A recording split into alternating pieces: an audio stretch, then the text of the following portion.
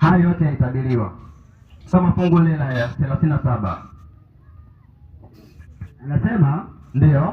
kwa maana kama vile ilivyokuwa siku za Nuhu, Kwa maana kama vile ilivyokuwa siku za Nuhu, ndivyo kutakavyokuwa kuja kwake mwana wa Adamu. maandiko yanasema hivi, kama ilivyokuwa siku za Nuhu, ndivyo itakavyokuwa kuja kwake mwana wa Adamu.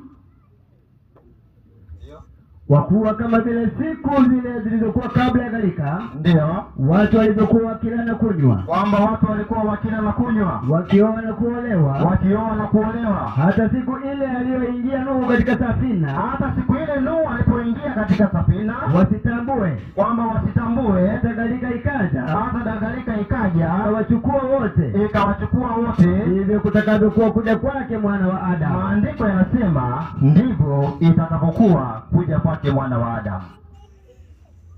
Asante msomaji. Soma Timotheo wa pili sura yake ya 3 fungu la kwanza, unashuka chini kidogo.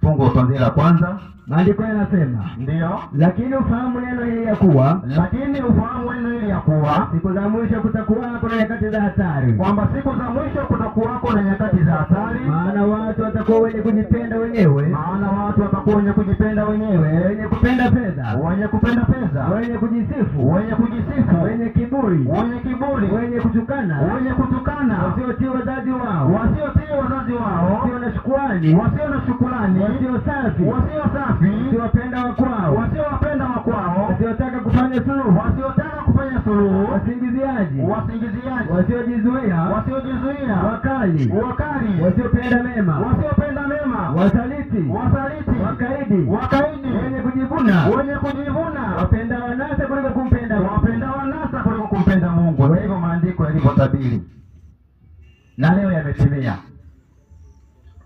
Niwaambie jambo moja, ukitaka kuwa adui wa dunia hii, sema ukweli. Pale utakaposema ukweli, ni lazima uwe adui katika mtaa wako, katika serikali yako, au katika nchi yako, au katika ulimwengu huu. Ni kwa sababu gani? Ni kwa sababu ulimwengu umefikia hatua ambapo ulimwengu haukubali ukweli, bali unaukubali uongo. Ndio maana wanasiasa wanapokuja katika serikali zetu za mitaa au katika mitaa, huwa wanaongea sana uongo kuliko ukweli, na watu tunasherehekea na kushangilia. Kwa ili uendelee kuwa mmoja wa wafuasi dunia hii au wafuasi serikali hii, sema uongo.